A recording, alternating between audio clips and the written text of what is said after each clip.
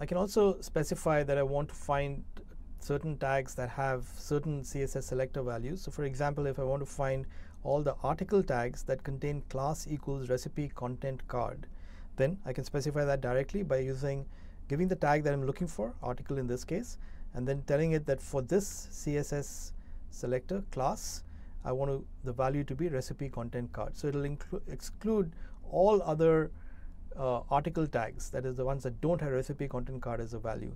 Note that I need to put an underscore after the word class here, and this only applies to class, the class attribute, because class is also a keyword in Python.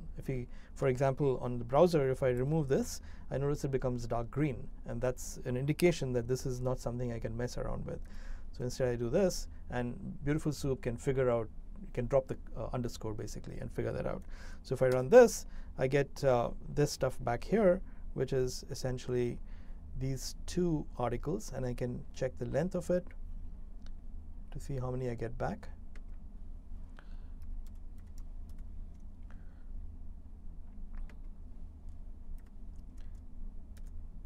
And that says 2, and I get exactly 2 back, which is what corresponds to what I have on this page. And a useful way of looking at a page is to look at the page itself and then look at, so what we're interested in our page is, in this page over here, is the ones that are actual recipes. So if we look through the results, we see there's a recipe here, spicy lemongrass tofu. Then there's some general articles, which we don't care about that much. And then there is one more recipe, Chinese egg noodles. So just 2 recipes. So we don't want all the other articles, we just want the recipes. So what we do is we look at this recipe here, and if we right click on it and choose the inspect element, you might need to turn on the developer menu in your browser. So if you are on, like I'm on Safari here, I go to Safari preferences and then choose show developer menu, and I think Chrome comes with that set as default, but you might need to do that. But if you can do that and then click inspect element, it shows me the element itself, and we see here that the element says article class equals recipe content card. So that indicates it's a recipe, and I can see that that's a recipe and this is not by right clicking on this and looking at the value here, and this says article class equals article content card. So this is not a recipe content card. So essentially what you want to do is you want to look at your web page and figure out what uniquely identifies the data that you're looking for. Our interest in this page is recipes, so we want to find out what uniquely identifies recipes, and it turns out that what does that is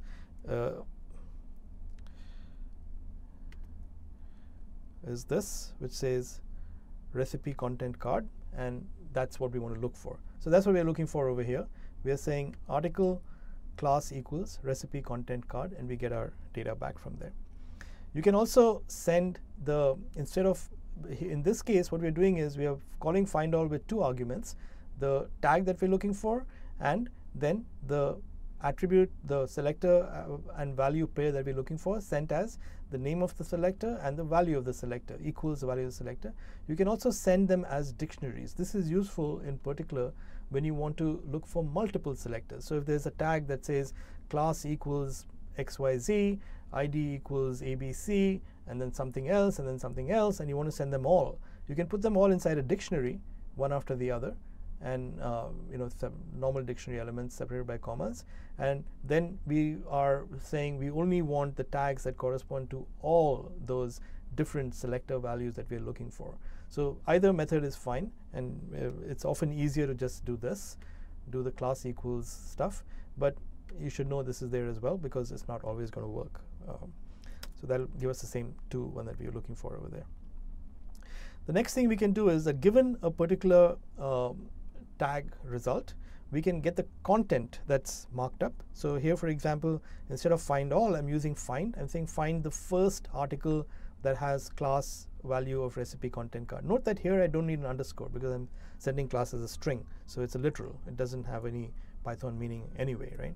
So and then what I can do is I find that, and then from the result I call the get text function, and I get the contents of that text over there, right? So that's how I get the marked up text. It's got all the \n's and all kinds of stuff in it, but we can always get rid of that. If I just print this, for example, it'll print it very nicely and we'll be all set. So we get this stuff back here. Okay. And finally, we can get the value of an actual attribute by using the .get, which is actually the same as what we use in dictionaries, to find particular attribute values inside a tag. So let's look now inside our spicy lemongrass tofu and inspect the element again. And so we get here our article class equals recipe content card, and inside that we see that there's a link which contains which has a class equals photo link. Doesn't really matter, I guess. But inside this class equals photo link, no, not that, we want this one. Class equals a view complete item. So in this view complete item, in this A class over here, we've got the link to the recipe itself, right? So this contains a link to the recipe, and we want to extract this link. But this link is not part of the text of the marked up text. It's inside the tag itself, and we want to get that link. So what we want to do is we want to say find this A tag, get the href attribute from that, and extract its value, and that will give us the link to our the next article if you want to find the actual recipe content from there, from our from Epicurious. So that we can do here by using the .get function. So let's say first what we're going to do is we're going to find the recipe information, the entire recipe information. So we do results page.find, give the tag name article, and send the attributes that we're looking for, that we want the class to be recipe content card. So that's the first thing we do. From that, we look for the annotate tag that gives us the A tag. Then we can print the link just to be sure that we're getting the right thing. And we're saying that from this tag, so this recipe link is our thing we're looking for. So from the recipe link, we want to get the value of the href attribute. You can get the value of any attribute, but we're looking for the href attribute, and we get that, and so it's going to return the URL and shove it inside link URL, and then we print that. So let's take a look at this, and that's what we get here. So our A tag is the entire tag, href, all this stuff, spicy lemongrass tofu marked up. The link URL is this. Notice that it's missing the www.epicurious.com. Any link for it to work actually has to have HTTP in front of it, and we need to add that back again. But typically on a web page, you're not going to see the full link because the server knows that it's going to put epicurious.com in front of it. And we see that the type of the link is a string. So both get text as well as get return a string type, and that's our string there. So if just to clarify all this stuff here, if I take my link URL and add to the front of it,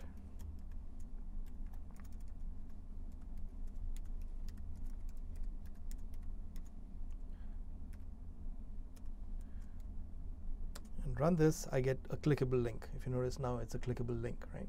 Because it's got the HTTP in front of it. Anything to be clickable has to have HTTP in that. So that's the basic commands that we can, or functions we can use with Beautiful Soup.